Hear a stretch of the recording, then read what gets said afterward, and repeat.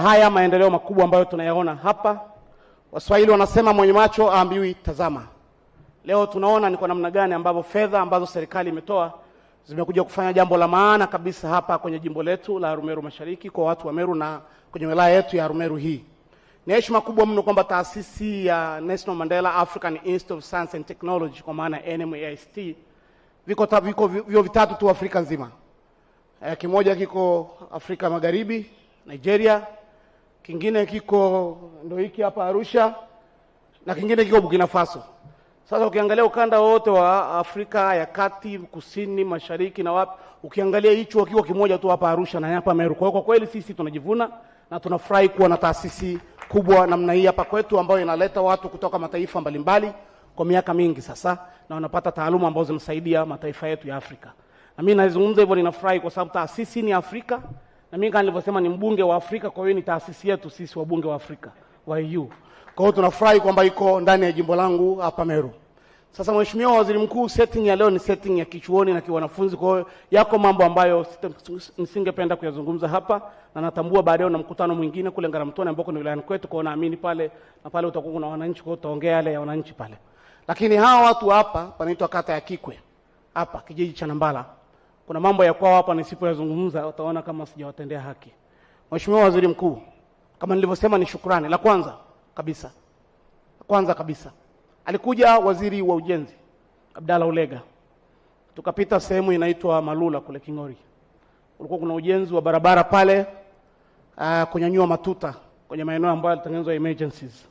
Alipokuja tukamuomba pale, walikuwa wanafunga taa chache, tukaomba na serikali karidhia. Naomba nitoe taarifa kwako Mheshimiwa Waziri Mkuu kwamba alipokuja ilikuwa ni mwaka jana mwishoni, lakini juzi kama wiki mbili zilizopita wakati tunasherehekea miaka 100 siku 100 za Rais Samia madarakani kwa awamu hii, Wizara ya Ujenzi tulifanyia shughuli hizo hapa Meru kwa nchi nzima. Kwa sisi tulihost. Na nikuhakikishie tu kwamba lile ambalo tuliomba kwa waziri wa ujenzi lilikamilika. Ukipita maeneo ya Malula, Kingori usiku sasa hivi kwa kweli ni kama unapita Ulaya. Barabara yote inang'aa, imetengenezwa, kuna taa za usiku na nini. Na tunaamini kwamba kwa sababu ni barabara yetu ya Moshi Arusha, na wewe juzi ulivyokuwa kwenye mazishi ya Mzee Mtei hapa ukaongea habari ya upanuzi wa barabara ile, tunaamini itang'aa yote.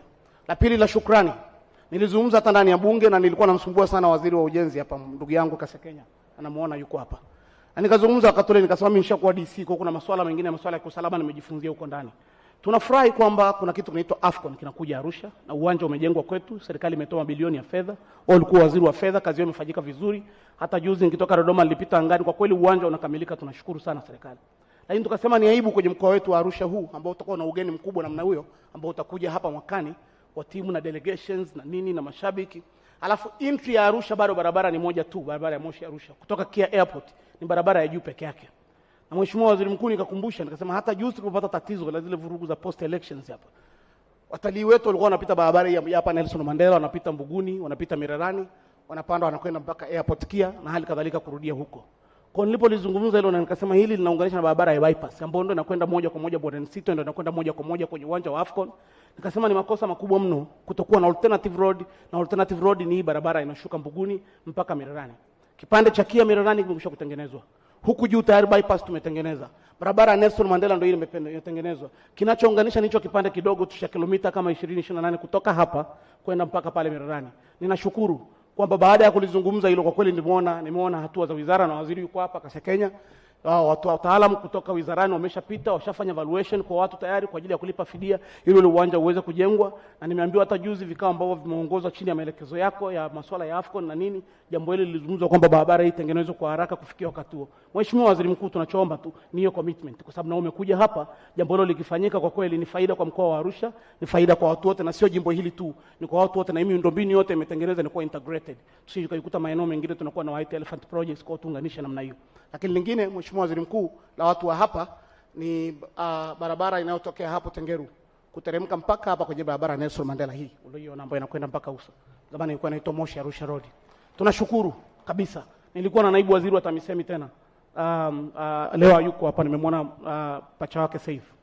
Kwa tulikwenda kuangalia barabara ile inatengenezwa kwa kiasi cha mita 500 tayari kwa kiwango cha lami. Hata jana nimepita hapo, lami inaendelea kumiminwa. Waziri Mkuu, sisi tunashukuru. Ni barabara nyeti kwa sababu ina hoteli za kitalii kama hoteli ya Serena Arusha iko barabara hiyo, hoteli ya Duluti ambayo ni za nyota za juu iko barabara hiyo. Lakini taasisi za umma, ni kuhakikishia Mheshimiwa Waziri Mkuu, na hii sio siasa, taasisi za umma tulizonazo sisi hapa Meru au kwenye wilaya yote ya Meru, majimbo yote mawili, kama kuna sehemu ambayo kuna taasisi nyingi ambazo zinagusa moja kwa moja maisha ya watu, ni barabara hiyo hapo. Kwa nini? Kuna taasisi hapa tuliyoko Nelson Mandela ndio inayounganisha hapa. At the same time kuna taasisi ya chuo cha maendeleo ya jamii kiko hapo cha siku nyingi, ndio barabara yake hiyo.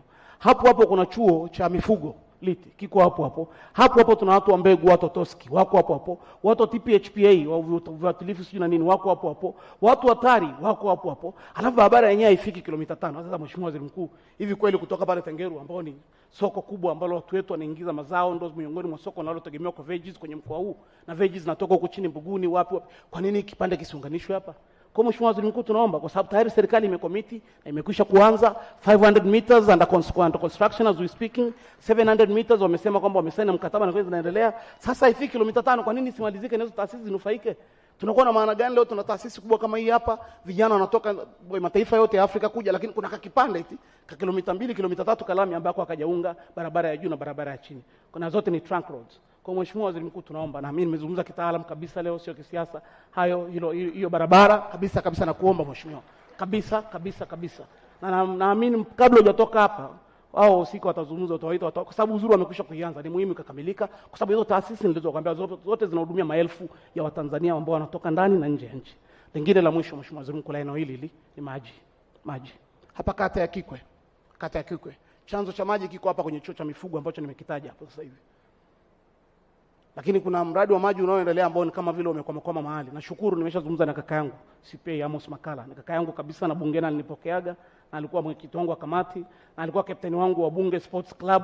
Nimesafiri naye huku na huko, alikuwa mchezaji mwenzangu wa timu ya Simba pale bungeni. Yeye alikuwa anacheza namba 8, mimi ndo namba 9, yeye ndo alikuwa ananitengea na mimi nafunga. Na Mheshimiwa Waziri Mkuu, nakumbuka wewe ukiwa mchezaji wa Yanga pale bungeni tulikuwa tunawashughulikia. Sasa nimemfuata ndugu yangu, tumezungumza. Kwa hiyo akaniambia hili liko ndani ya mamlaka, anaweza kulimudu. Hao watu wa chuo cha mifugo kuna mbishano tu na watu wa Ruasa kwamba tanki lijengwe wapi. Wanakotaka wanaotoa eneo mahali napaswa kujengwa tanki ni eneo la chini, kwa kuna wananchi walioko juu ambao watapata maji. Wanapotaka watu wa Ruasa ni eneo la mwinuko, lakini wenzetu wa chuo cha mifugo ni kama vile kuna sintofahamu ambao naamini kwamba hili sio la waziri mkuu, ni hapa mkoani naweza kukamilika. Lakini nimesema niliweke mbele yako ili kama tukiendelea kusumbuana huko mbele ya safari, Mheshimiwa Waziri Mkuu, mimi nifike kwako. Na kwa bahati nzuri mimi naitwa Joshua na wewe mtoto wako wa kiume anaitwa Joshua. Ndio. Kabisa.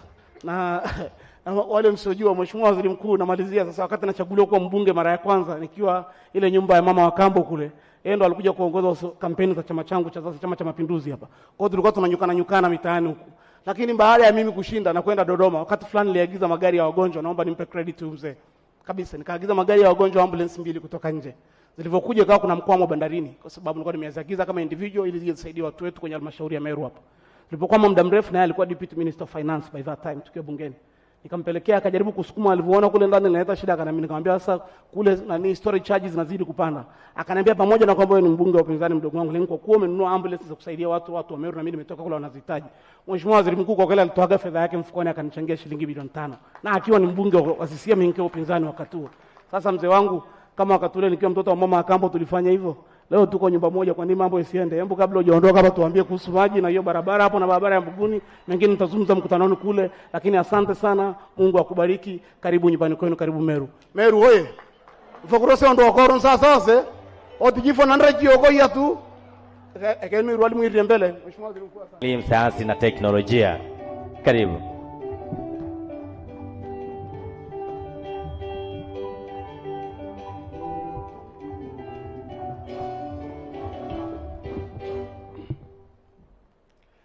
Mheshimiwa Dr. Mwigulu Nchemba, Waziri wa Jamhuri ya Muungano wa Tanzania, Waziri Mkuu wa Jamhuri ya Muungano wa Tanzania, Mheshimiwa Amos Makala, mkuu wetu wa mkoa, Chancellor wa chuo chetu Mheshimiwa Isa Omari, na mwenyekiti wa Chama cha Mapinduzi Comrade Sabaya, mjumbe wa kamati kuu ya Chama cha Mapinduzi Mheshimiwa Namelok Sokoine, waheshimiwa mawaziri wote mlioko hapa na naibu mawaziri, Mheshimiwa Husna Sekiboko, mwenyekiti wa kamati ya Bunge ya Elimu, Utamaduni na Michezo, na Mheshimiwa Cecilia Pareso, mwenyekiti wa bunge na mbunge wa mkoa huu, Mheshimiwa Nassari, mbunge mwenyeji, na wabunge wenzetu wote mlioko hapa,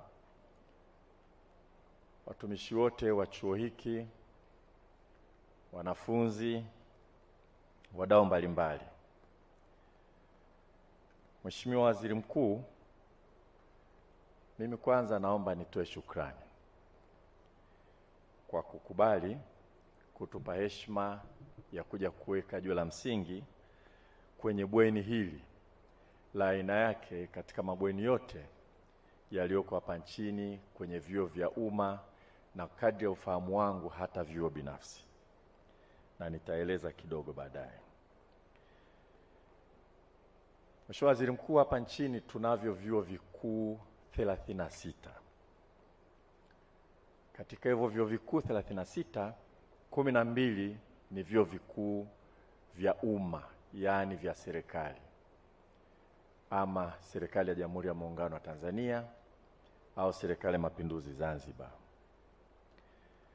na 24 ni vyuo vikuu ambavyo sio vya umma, vinamilikiwa na taasisi mbalimbali za kiimani na hata watu binafsi.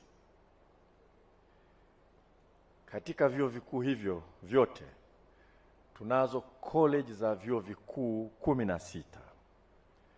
Kwa mfano, ukizungumzia chuo kikuu cha Dar es Salaam, pale Iringa kuna MUSE na vile vile tuna DUSE, ambazo kwa nje mtu unaona ni chuo kikuu, lakini kwa kweli kile kinaendeshwa na council na senate ya chuo kikuu cha Dar es Salaam.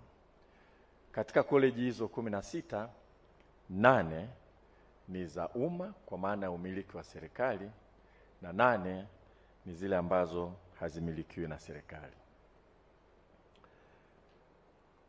Taasisi za elimu ya juu zimegawanyika sehemu mbili. Vipo vyuo vikuu ambavyo vinasimamiwa na TCU, na kuna taasisi za elimu ya juu ambazo zinasimamiwa na NACTVET, kwa maana zina mwelekeo zaidi wa amali, kwa maana ya ufundi stadi. Kwa vile vyuo vikuu ambavyo vinasimamiwa na Tume ya Vyuo Vikuu, tuna jumla wanafunzi 259,434. Lakini ukijumlisha vyuo vikuu hivyo na vile ambavyo vinasimamiwa na NACTVET, tuna wanafunzi 361,257. Katika vyuo vikuu vyote hivyo nilivyovitaja, Mheshimiwa Waziri Mkuu, chuo kikuu hiki ambacho kinaitwa kwa jina lake Nelson Mandela African Institute of Science and Technology, kwa maana ya taasisi ya Afrika ya Nelson Mandela ya sayansi na teknolojia, ni cha aina yake kabisa. Kwanza, chuo hiki kilianzishwa ili kimilikiwe na nchi za Afrika kwa pamoja, na kichukua wanafunzi bora zaidi wa mambo ya sayansi na teknolojia katika Afrika kwa ushindani, na kivutie wahadhiri bora kabisa wa masomo hayo kutoka nchi yoyote Afrika na nje ya Afrika.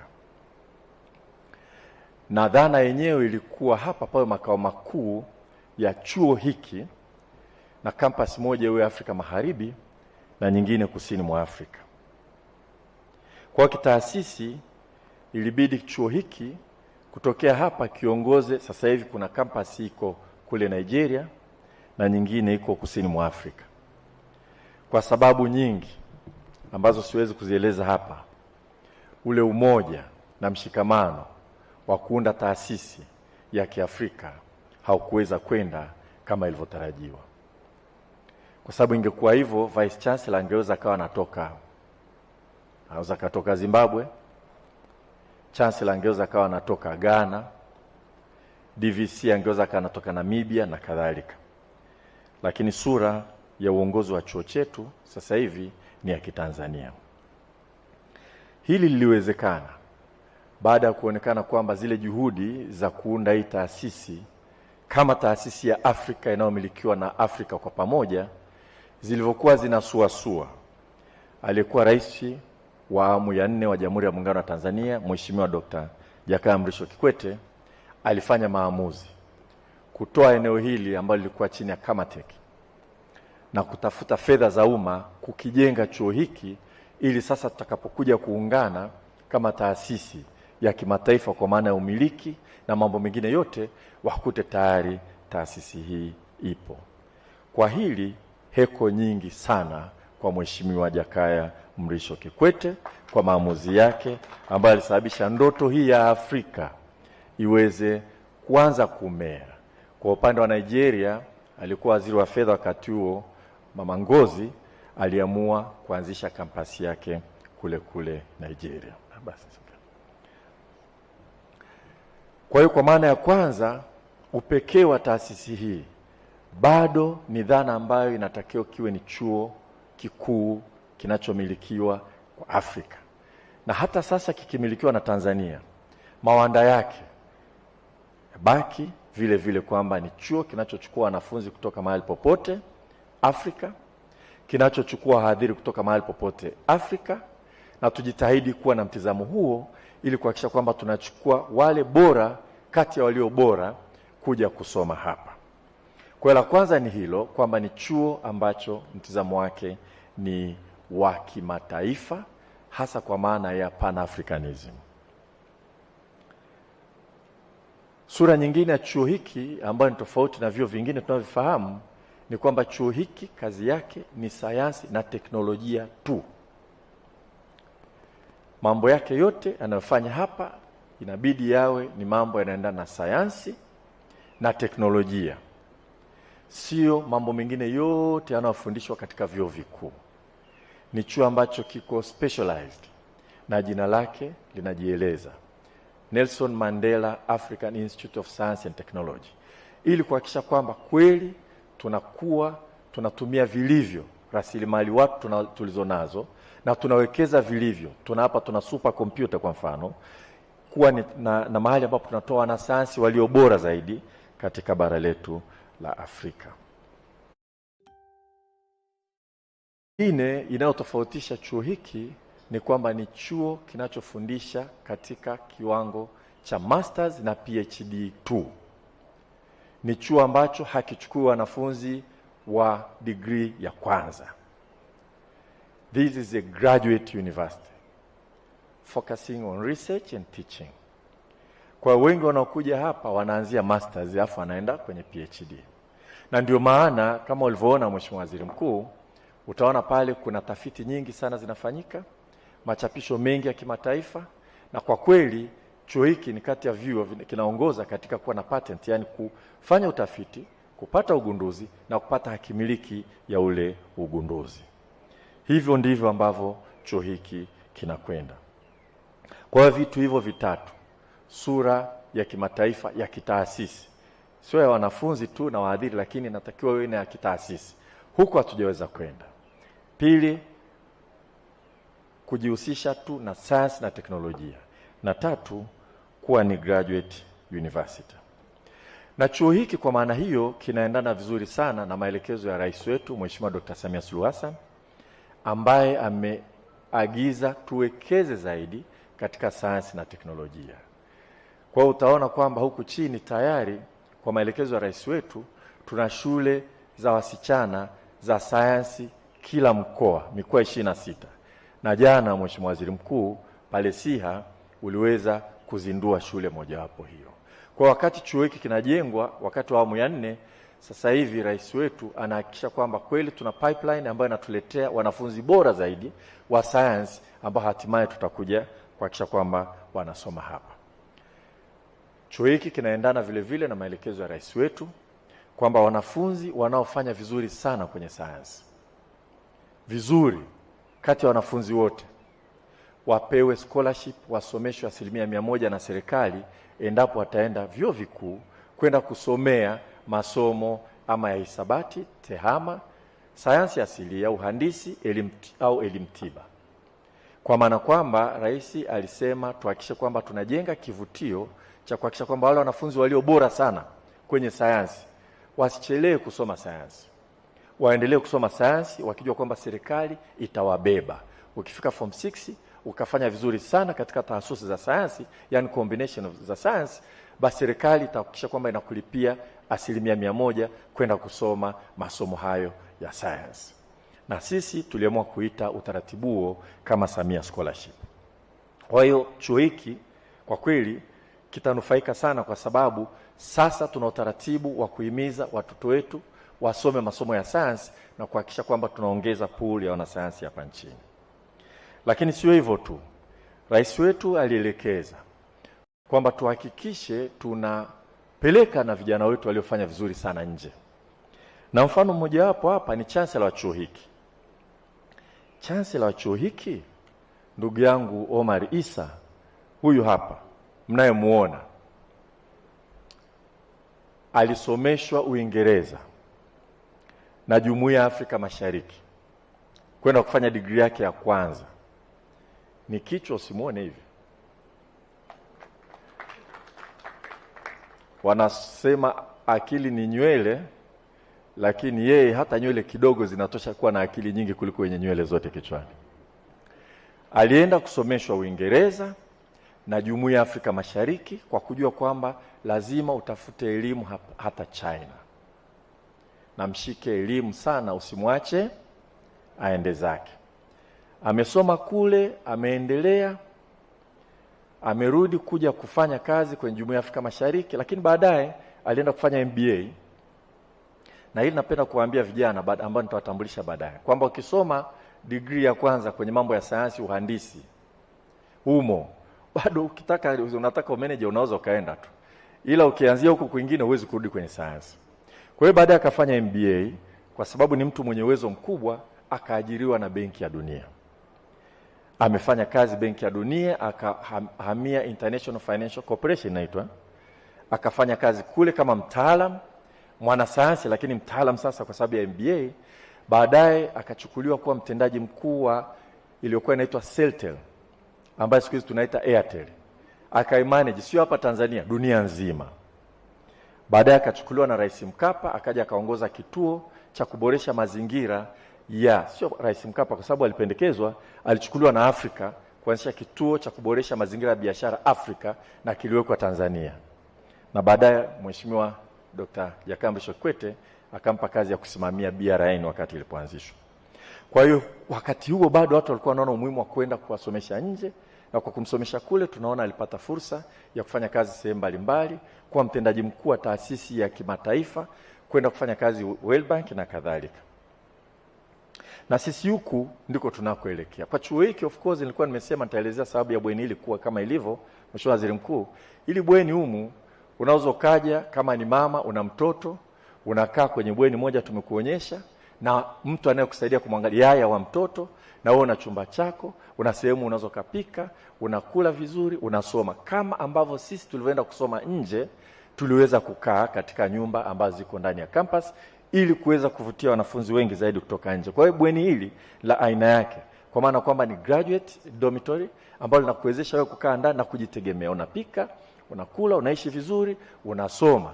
Na tunaamini litatusaidia kuvutia wanafunzi kutoka sehemu mbalimbali Afrika ili washindane. Wakishindana katika ubora wao watakuwa wazuri sana. Labda nikichomeka tu, kama wale wanaoshindana ile timu bora Afrika ya Tanzania, na wenyewe wanajaribu kufika huko, ingawaje sasa ndio hivyo tena, calculators zinakataa. Kwa hiyo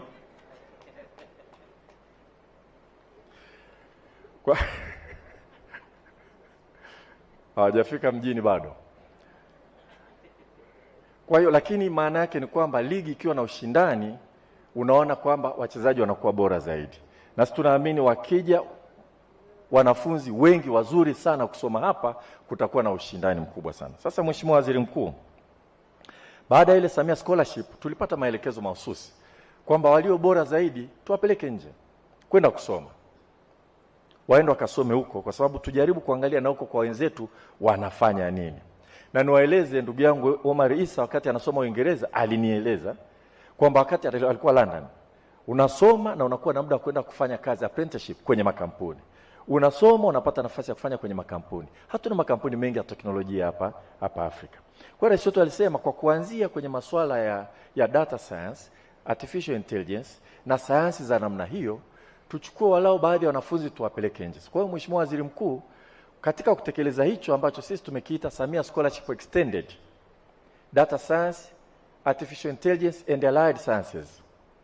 Wanafunzi hao waliomaliza form 6 waliokuwa bora kuliko wote, wale waliomaliza na pamoja na ambao wamefanya advanced mathematics, tuliwachuja kwa safari. Tulianza na wanafunzi 50. Tuliwaleta hapa tukaomba Nelson Mandela wachukue kwenye kitu tunachokiita boot camp, wakae wajifunze. Wengine wamaliza, wengine wametoka paka shule za kata, wawili wako hapa nimewaona. Inawezekana shule aliyosoma ilikuwa haina chumba cha kompyuta, wapate fursa ya kutumia kompyuta vizuri, wapate maelekezo nje ya nchi unaishi vipi, na wapate mafundisho ya kizalendo, wasome vile vile zaidi masuala haya ya kompyuta, wakienda nje wasiachwe. Halafu wakitoka hapa wapelekwe nje. 16 tayari wameshaondoka kwenda South Africa, Johannesburg, ambapo ni sehemu ambayo wanaweza wakafanya kazi kwenye makampuni ya teknolojia. Unasoma huku unafanya kazi kwenye makampuni ya teknolojia. Wengine 34 wako hapa, Mheshimiwa Waziri Mkuu, na tuliomba baadaye labda utaona, utapiga nao picha. Hawa wanaenda Ireland. Wawili wanaenda University College of Dublin.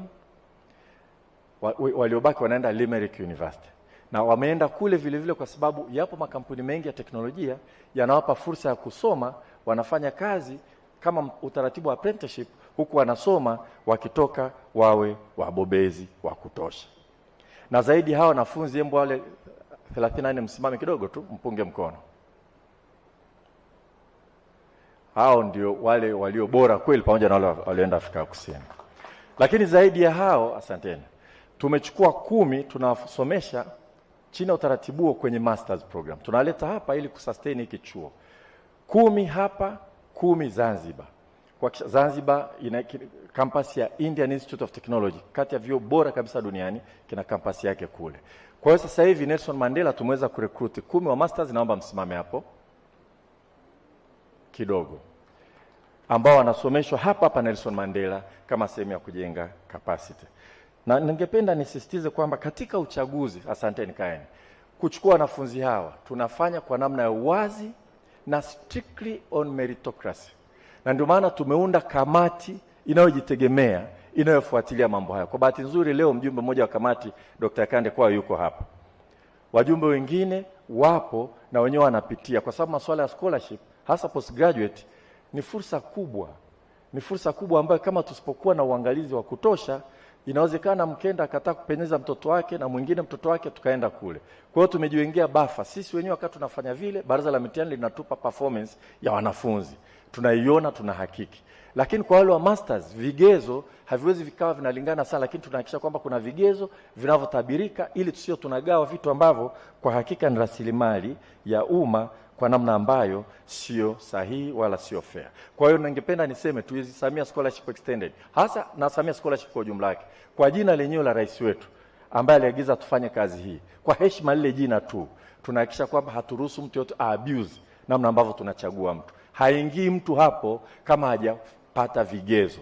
Na ukiona umeingia wewe, umemzidi yule ambaye hajaingia. Matumaini yetu watakapoenda kule wataendelea kufanya vizuri kama ambavyo wamefanya hivyo. Kwa hiyo ningependa kumalizia, Mheshimiwa Waziri Mkuu, kushukuru sana Nelson Mandela kwa kukubali kuendesha hii boot camp kwa niaba ya wizara na kwa niaba ya COSTECH ambao tuliwakabidhi jukumu hili, na naona wanalifanya vizuri sana, na chini ya uongozi wako Mheshimiwa Waziri Mkuu tunaamini utatusaidia programu hii izidi kuwa kubwa.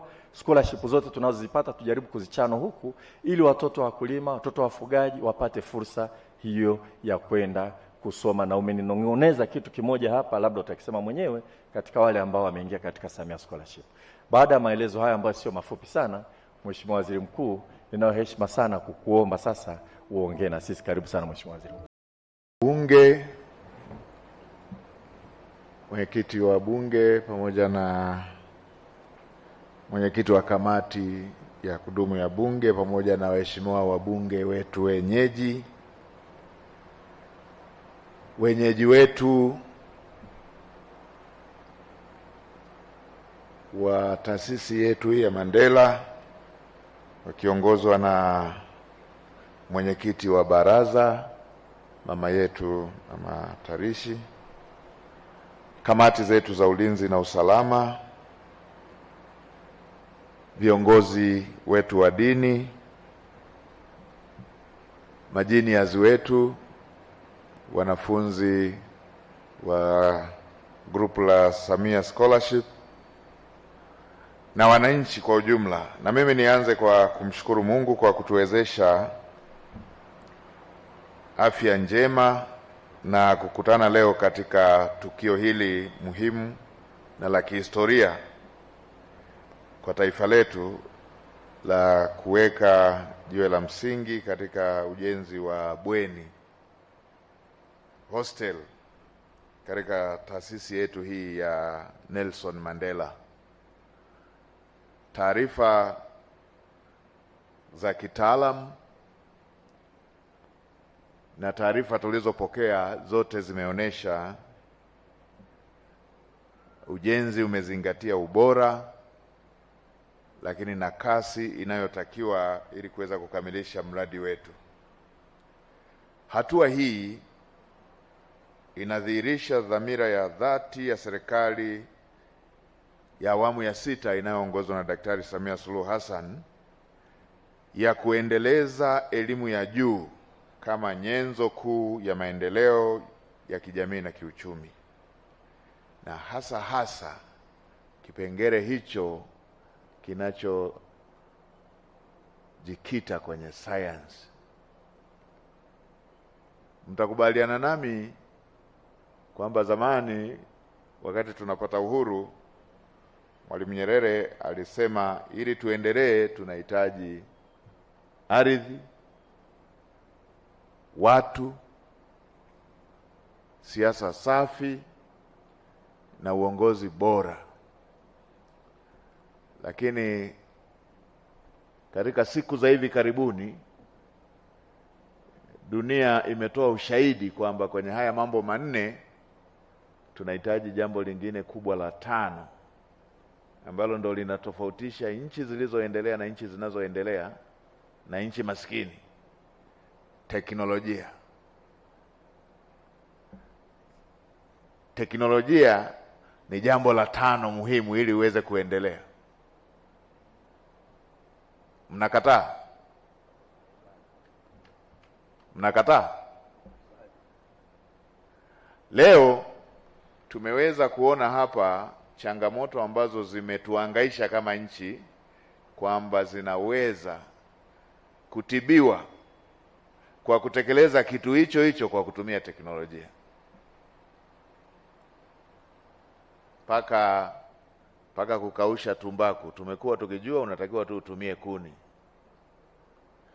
Na mimi nimewahi kuwa waziri wa kilimo sawa na Mheshimiwa Waziri wa Elimu. Moja ya kazi ngumu kwenye kilimo cha mazao ya biashara ni kukausha tumbaku.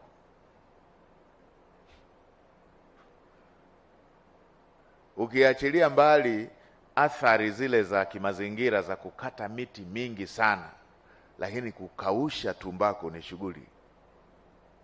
Lakini leo hii tunaoneshwa hapa kwamba unaweza ukakausha tumbaku ukiwa umevaa na tai yako na suti yako. Teknolojia.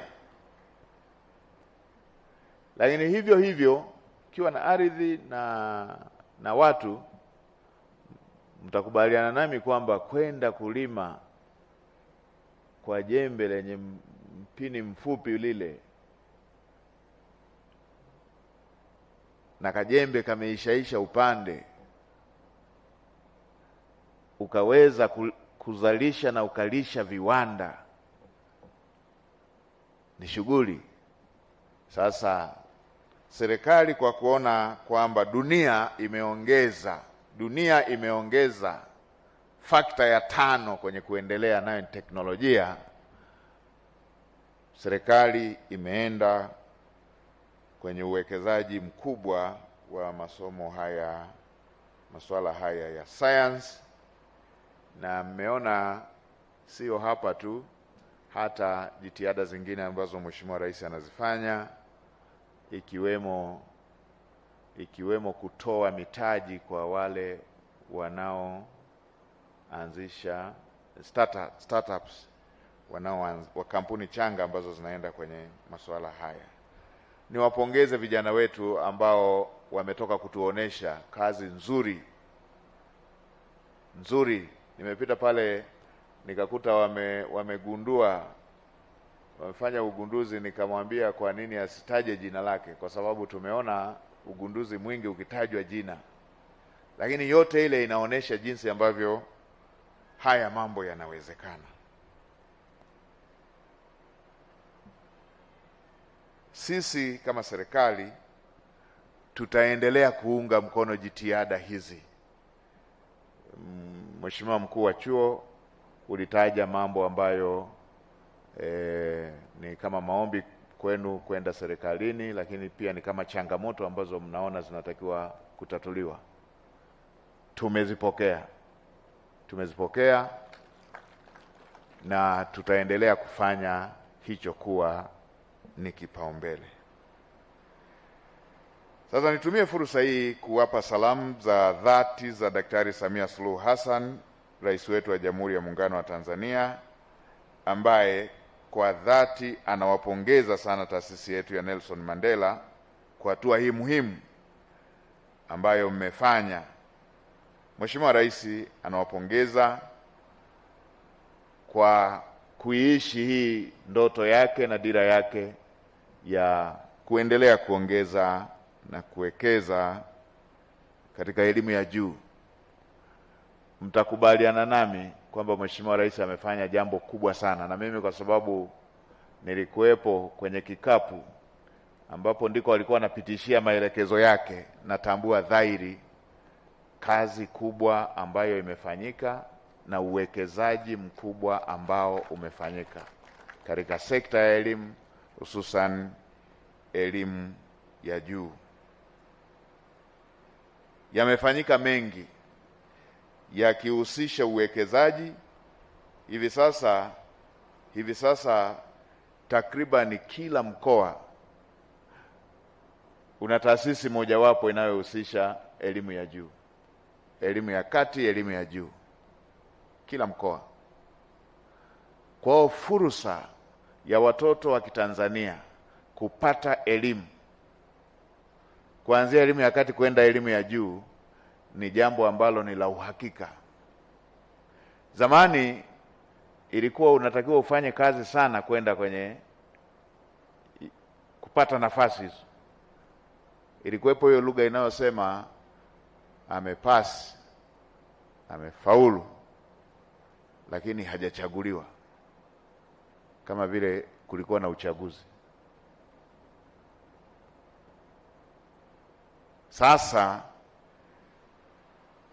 kila ambacho kinatoa fursa kwa watoto wa Kitanzania, serikali chini ya Daktari Samia Suluhu Hassan imewezesha. Imeongeza bajeti kwa kila mwaka kwenda kwenye bodi ya mikopo ya elimu ya juu kutoka takribani bilioni 464 hadi bilioni 916.7, zaidi ya mara mbili ndani ya miaka minne.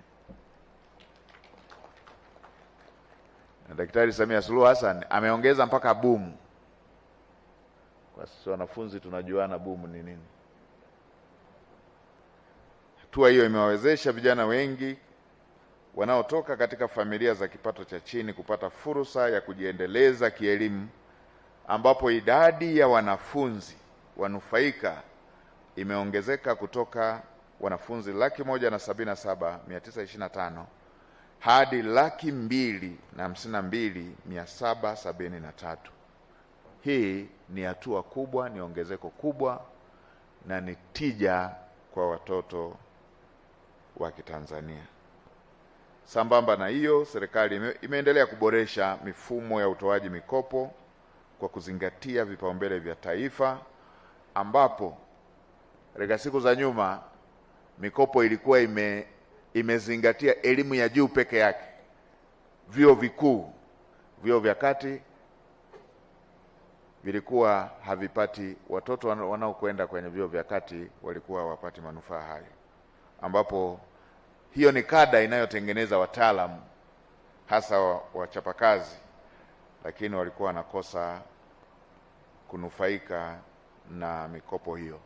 Sasa wanapata, na kuna baadhi ya vyuo vya kati wako kwenye mpango wa elimu bila ada kwa kuzingatia umahususi wa programu anazozisomea.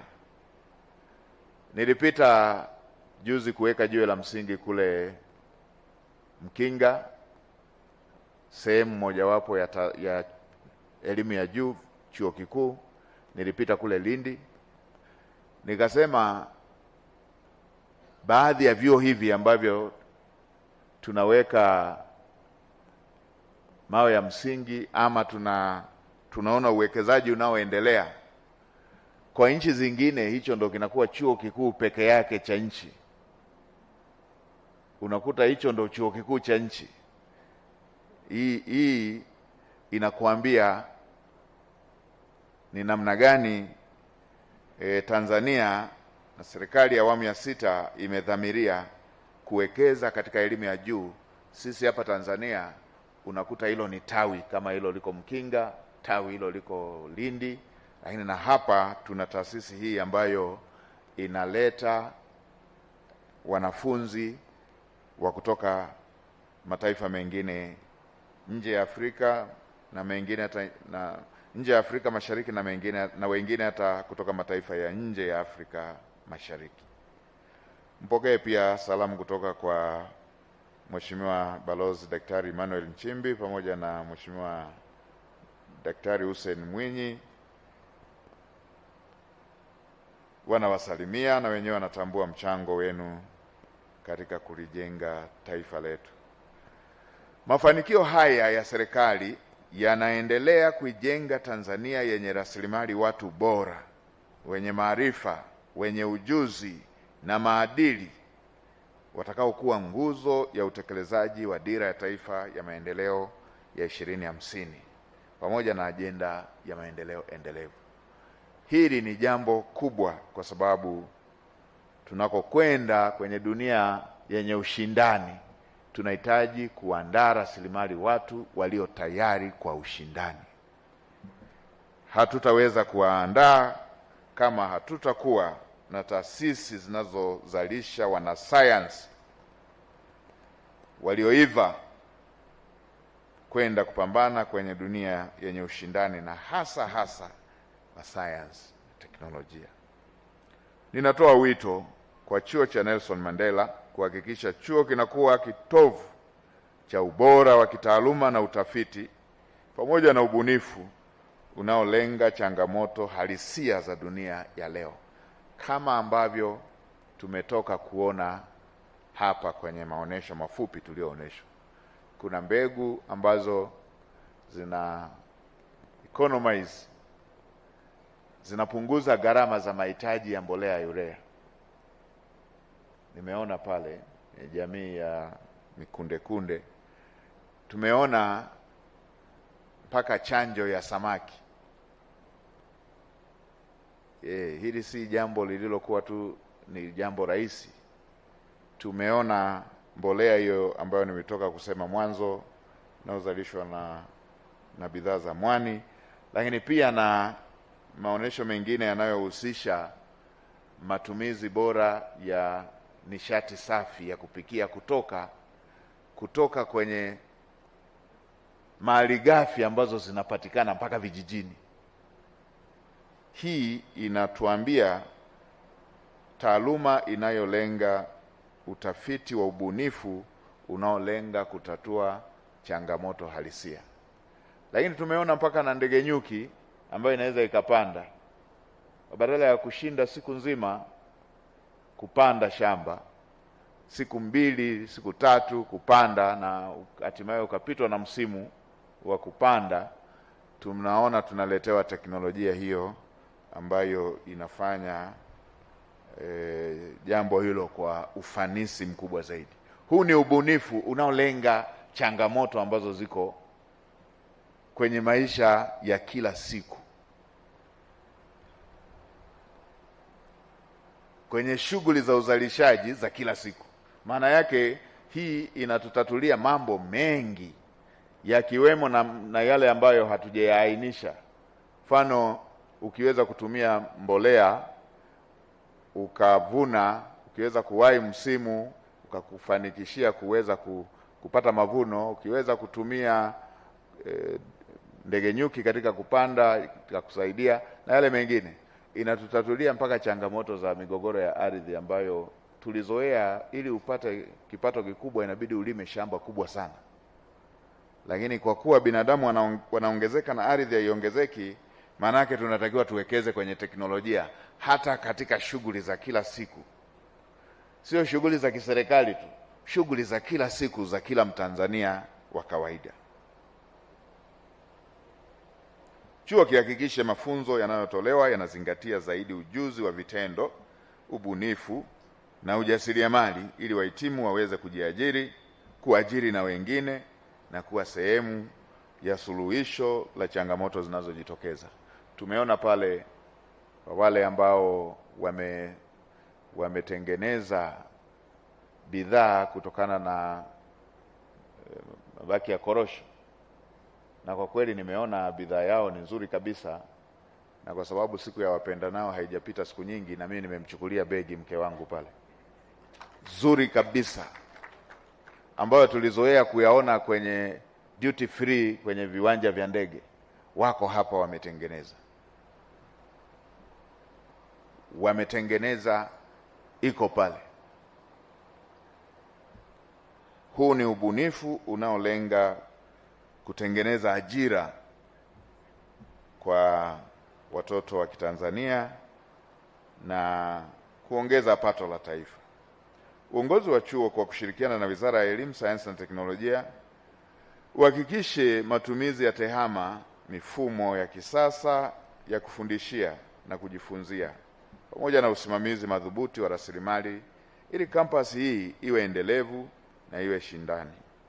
Inatoa wito kwa wananchi wa mkoa wa Arusha na mikoa jirani kuilinda na kuimiliki taasisi hii kama moja ya kielelezo cha taasisi muhimu ambazo ziko katika eneo lenu. Nitoe maelekezo, pamoja na kwamba nilisema nimeridhishwa na ubora pamoja na kasi ya utekelezaji wa mradi huu. Hakikisheni hostel hii inakamilika kwa wakati ili tuweze kuanza kuitumia haraka, kwa sababu kama ambavyo mmeona idadi ya wanafunzi inaongezeka mwaka hadi mwaka, na hata hapa tunao mpaka na wale wa Samia Scholarship. Na Mheshimiwa Waziri, ulikuwa unaelezea upatikanaji wa scholarship hizi za Samia. Mimi na kijana mmoja namfahamu. Kijana yule alikuwa anasoma Dar es Salaam. Nadhani yeye ameondoka. Elia yuko hapa, ameondoka kwenye batch ile ilienda South Africa nadhani. Kijana yule, siku moja nimerudi nyumbani nikakuta kijana mmoja na binti wako nyumbani. Baada ya hapo wamehangaika mpaka miaka kadhaa ishapita, miaka kama 6 hivi. Nadhani miaka kama 6 imepita. Kijana yuko na dada moja. Nifika pale, kijana akaanza kueleza, huyu ni dadangu, anafanya tu kazi za ndani lakini ndo anayenisomesha. Sasa nimeshakaa muda kadhaa hajapata malipo yake, lakini nimekwama kodi. Alikuwa anasoma amepanga hivi mali. Haya, nikamwambia nitachukua hilo jukumu la kukulipia. Yeye dadako mwache naye aendelee na shughuli yake. Wewe hili jukumu sasa usimuulize, unaniuliza huko.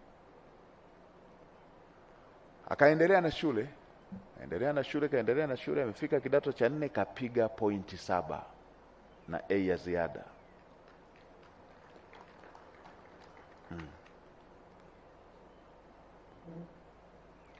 Kwenye PCM A zote, kwenye PCB A zote na ziada. Nikawa nimekuwa very impressed. Akachaguliwa kwenda Pugu.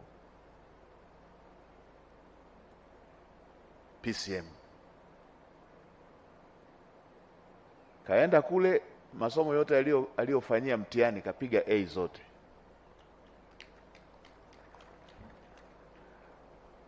Akaniambia, nimefanya vizuri sana hesabu, nimeteuliwa kwenda kuwakilisha nchi Botswana kwenye masuala ya hesabu. Kaenda Botswana kama moja ya wanafunzi waliowakilisha Tanzania kwenye mathematics. Kifanya vizuri, hata wazazi hawahangaishi. Hata sikujua kama kuna programu inahitaji mwanafunzi aende Botswana. Yeye anakuja, yeye sasa ndo anakuja kuniambia mimi kuna jambo hili. Imekuja programu ya Samia, one of the best. Ndo maana Mheshimiwa Waziri, ndio nakuambia hapa kwamba kwenye programu hiyo kuna kijana alifanya vizuri sana. Ingekuwa zile za kupeana, ningetamani aingie Joshua, aingie mwanangu Joshua pale, au vipi? Lakini mtoto ambaye shule yake alikuwa analipiwa na dada yake anayefanya kazi za ndani, 20,000 inachelewa, inategemea uungwana wa bosi, amekosa kodi alipopanga, anashinda njaa, piga A zake zimemtambulisha, amekwenda kwenye. Sasa wakati anaondoka, najua alikuwa ananiambia anaenda Johannesburg. Najua atakaporudi ataniambia, uncle, nilikuwa Joburg. Kwa pale Joburg. Yes. So wanangu, ukishapata fursa kama hii, jambo la kwanza unatakiwa utengeneze zawadi kwa waliotengeneza fursa, na zawadi yenyewe ni kufanya vizuri, perform with distinction. Hii scholarship wanayotoa Mheshimiwa Rais, huu si mkopo. Just imagine, huu si mkopo. Kwa kitu pekee ambacho unaweza kumpa award Daktari Samia Suluhu Hassan, perform with distinction. Naingia kwenye performers wa nchi yetu ambao waliwahi kufanya hivyo, the like ya Mwalimu Nyerere walioenda Edinburgh, Omar Isa, Profesa Mkenda na wengine wengi, siwezi kuwataja wote hapa, ambao wamekwenda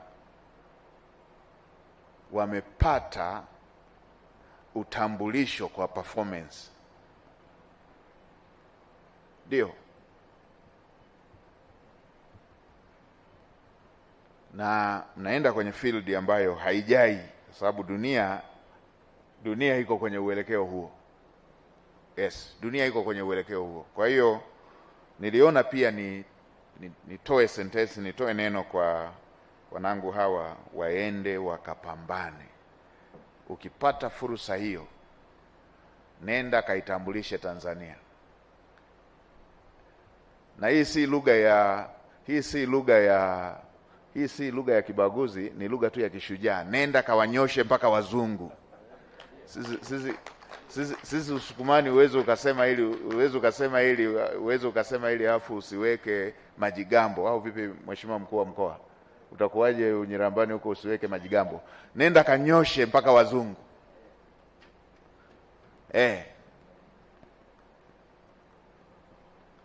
Na wenzetu wale wakikuona una akili wanakuheshimu. Mimi nilishajua, si nilikuwa World Bank na IMF pale. Kianza kuongea unaona hakuna anayechati, unasema yes, wameweka adabu hapa.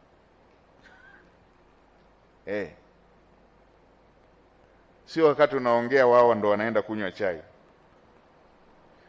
Nendeni, mmeenda on merit, nendeni mkaendeleze hiyo.